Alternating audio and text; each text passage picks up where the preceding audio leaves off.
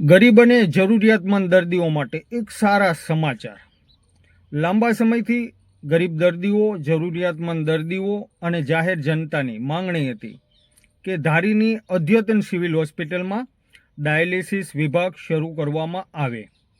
ધારીના પ્રથમ નાગરિક એવા જયદીપભાઈ બસિયાના પ્રયત્નોથી આમ જોઈએ તો ધારી શહેરની આમ જોઈએ તો તાલુકાભરની જાહેર જનતાને એક નવી ભેટ ધારીની સિવિલ હોસ્પિટલ ખાતે મળેલી છે. આ સુવિધા આવતીકાલે એટલે કે 21/7/2026 અને મંગળવારના રોજથી શરૂ થવા જઈ રહેલી છે.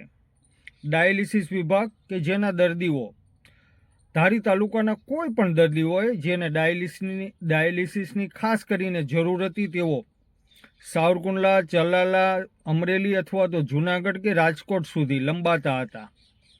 તેઓ પ્રાઇવેટ વાહન બાંધીને જતા હતા, તો વધારાનો જે કાંઈ એને ખર્ચ ઉપાડવો પડતો હતો. પરંતુ ધારી નગરપાલિકાના પ્રથમ પ્રમુખ આમ જોઈએ તો જયદીપભાઈ બસિયાના પ્રયત્નોથી લાંબી લોક માંગણી હતી.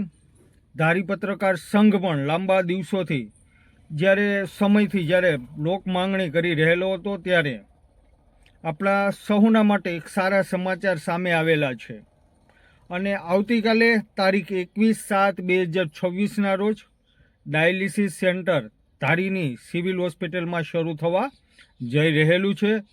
જાહેર જનતા માટે આ સેવા ખૂબ જ જરૂરી હતી અને જ્યારે આપણને આ સુવિધા મળી રહેલી છે, ત્યારે આપણે ફરીવાર આશા અને અપેક્ષા રાખી કે આપણને આવનારા દિવસોમાં બ્લડ સ્ટોરેજ રૂમની પણ સુવિધા મળે, કાયમી ડૉક્ટરોની પણ નિમણૂક થાય.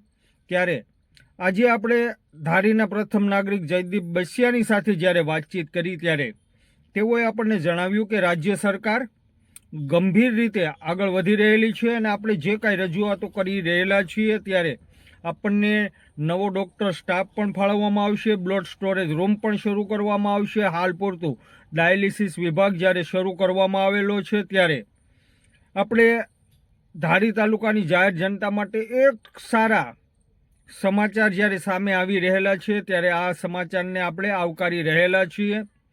ઘણા દર્દીઓ હેરાન અને પરેશાન થતા હતા, તેમના માટે એક સુવિધા ધારી શહેરની અંદર જ્યારે શરૂ થવા જઈ રહેલી છે, એ બદલ આપણે ધારી નગરપાલિકાના પ્રમુખ જયદીપ બસિયાને ખૂબ ખૂબ અભિનંદન પાઠવીએ અને સાથોસાથ આવનારા દિવસોમાં વધુમાં વધુ સુવિધાઓ, આરોગ્યલક્ષી સેવાઓ ધારીની સિવિલ હોસ્પિટલને ફાળવવામાં આવે, દર્દીઓને મળતી રહે, એ માટે આશા અને અપેક્ષા પણ રાખીએ.